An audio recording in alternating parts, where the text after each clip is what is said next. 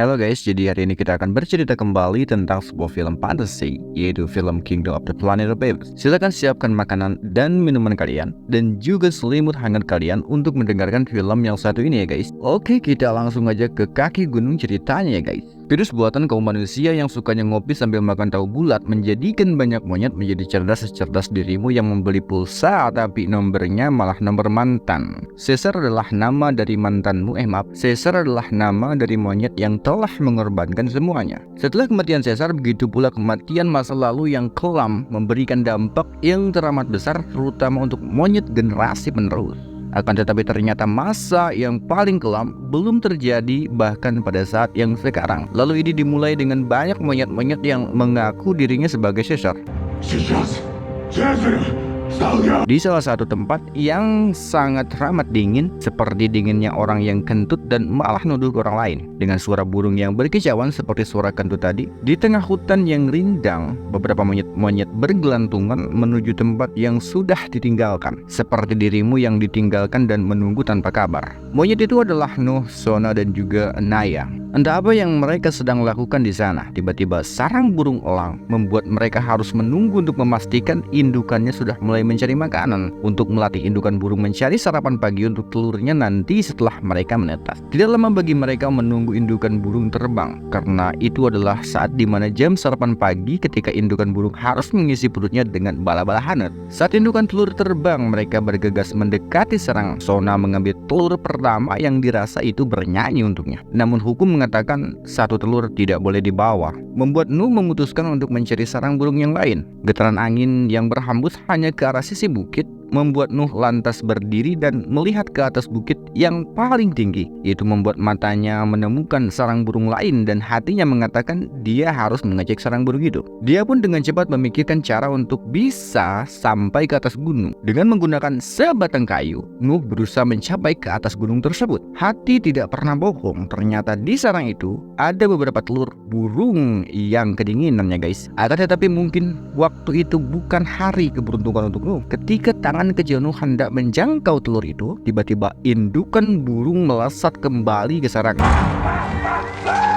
membuat Nuh kaget seakan jantungnya membunyikan lagu dangdut. Saking kagetnya, Nuh pun terpeleset dan berseluncur di tebing gunung dan hampir saja dia mati. Akan tetapi sebatang dahan menyelamatkan Nuh dan juga telur yang sudah ia dapatkan dengan susah payah ya guys. Ketika mereka sedang menyiapkan kuda untuk pulang, tiba-tiba mereka melihat sesuatu di balik pepohonannya seakan sedang mengawasi mereka. Sona melemparkan tali jerat tepat mengenai tubuh makhluk itu, dan makhluk itu pun langsung kabur dari tempat itu. Lantas mereka curiga dengan hal itu dan segera mengejar makhluk itu. Akan tetapi mereka kehilangan makhluk itu di depan terowongan rel kereta api yang sepertinya sudah lama tidak terpakai ya guys. Akan tetapi mereka menemukan jejak yang mencurigakan, yaitu kain yang ternyata tersangkut di atas sebuah ranting yang sudah bulukan ya guys. Lalu Anaya mengambil kain itu dan mencium kain itu, dan ternyata bau yang keluar dari kain itu ternyata bukan bau ketek monyet tetapi bau ketek kamu ya kan, Lalu mereka pun ketakutan dan memutuskan untuk kembali ke klan mereka dengan terbirit-birit ya guys. Ketika sampai di klan, mereka disambut oleh bocil-bocil yang sangat bawel ya guys. Anak-anak itu ingin melihat hasil buruan mereka.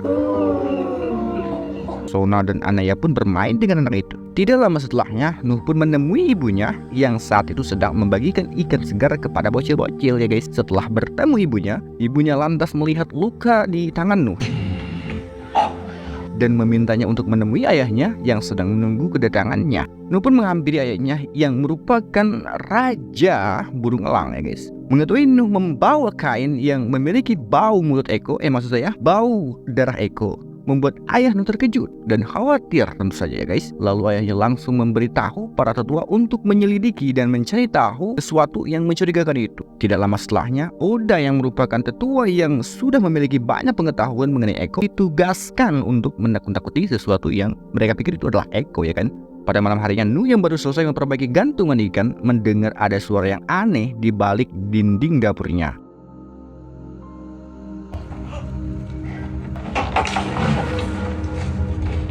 Dengan perjalanan perlahan, Nuh lantas mendekati atas suara itu yang baru saja ia dengar. Ternyata suara yang Nuh dengar berasal dari sesuatu yang belum pernah Nuh lihat sebelum. Dan dengan cepat makhluk itu mendorong tubuh Nuh dan berlari menjauh. Secara tidak sengaja, makhluk itu membuat telur yang sudah Nuh dapatkan dengan susah payah pecah.